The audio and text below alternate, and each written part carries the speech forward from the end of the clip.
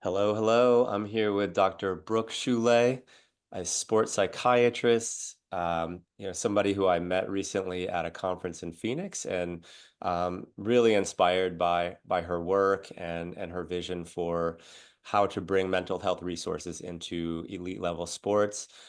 First, Brooke, could you just give us a brief overview of your professional experience? Sure. And I was so excited to meet you at the conference, and it's been great to stay in touch since then too. And just a little bit of background about me. I went to a 6-year Bachelor MD program right out of high school. I matched over to Phoenix, Arizona, where I did adult psychiatry and then child and adolescent psychiatry training. I met my husband here, so we settled down, and I started a group practice called Choulet Performance Psychiatry, where we have a group of 5 psychiatrists and 5 psychologists all providing concierge mental health care.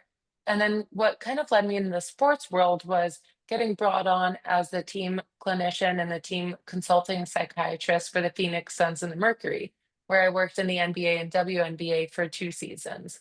And then since that time, I really shift over to working with players associations. So, USOPC's mental health registry, USSF, MLBPA, NFLPA, NBPA, and now PTPA, and it's been really incredible to work with organizations that are really player focused and not so much focused on the business. So that's kind of what led me here. And I do a lot of advocacy work and really integrating uh, mental health resources into pro sports.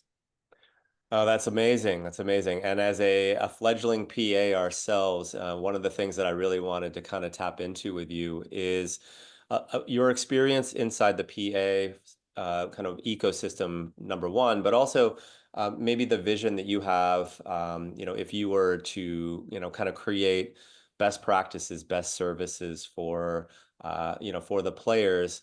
But first, I'd love to just start with a question around the benefits of prioritizing mental health for professional athletes. Where do you see them in terms of, benefits for players, both on and off, in our case, the court? Mhm. I think when people feel better outside of their sport, they do better in their sport. So, really, I think mental health resources can help to build healthy relationships, teach players how to manage stress, and really navigate the challenges that are happening in their personal lives. Because when we can learn to be non reactive and proactive about our well being, I think it just converts to showing up better when they hit the court.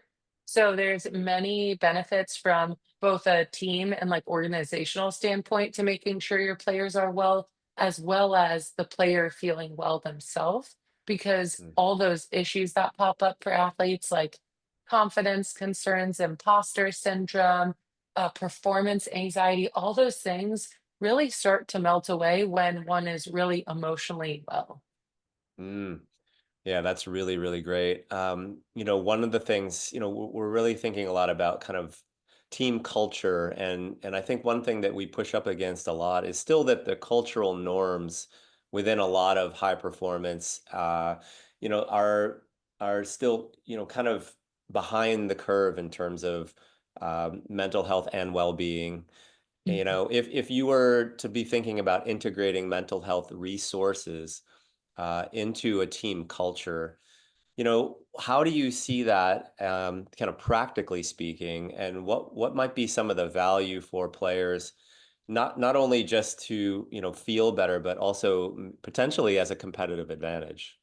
I think the first step is just normalizing that a mental health clinician is there, right? So Mm. this looks like them being fully integrated like a health and performance staff, just like the strength coach or the physical therapist or the athletic trainer, the coaches, right? All those people, it's very normal. You expect to see them there. And I think there's still that shift where like, if a mental health clinician is there, I saw this in the NBA, it's like, well, am I in trouble, right? Is this a punishment? Because it's seen as a reactive measure still than a proactive Mhm. one. I think we're making good progress, but in my opinion, should be seamless integration of the mental health clinician of any discipline, just like there is with the other health and performance staff that are so expected to be there. Like if the coach wasn't there one day, or if the physical therapist wasn't there, that would be weird, right? People would be concerned. And so, in Mhm. my opinion, it should be like that with a mental health clinician or a mental performance coach, because there's a role for everyone. And when mental health services are seen just like the physical health services, then real change can start to be made. Mm. That's so great. So normalization, and really kind of, holistically embedding these Mhm, practitioners into the culture makes so much sense. I think that again, as a mental fitness director inside the PTPA, one of the things that I feel like we struggle with is still this concept that, oh, you use the word mental in anything, and that's sort of like seen as either a weakness or a mhm. vulnerability. I really like how you frame that. So that's like normalization. In terms of like optimization, have you seen sort of success stories inside of either, teams or within Mhm. even like the kind of the PA ecosystem that stand out? I think one that can be much improved is the return to play protocol. You could think of an athlete that goes through an injury, and there's so many physical health hoops that they have to go through and these milestones that they have to meet before they can even step out on the court, right? Like you have to see the physical therapist, see your orthopedic surgeon, see the sports medicine physician before you can make that grand entrance back out on the court. And that's one area I saw real benefit was when I really instilled this kind of mental health return to play protocol, depending on Mm, mild, kind of like medium, short-term length of injury rehab process to like a long-term injury where someone's maybe out for the whole season. And having a very structured protocol in place, just like the physical health side, so that when I come talk to a player, it's expected, right? It's not like, oh, there's something wrong with me or that question. This is just normal. And so that return to play period of time is really critical, especially for that athlete that's enduring their first like season ending injury, perhaps, and has all of these confidence, negative self talk, and thoughts coming through.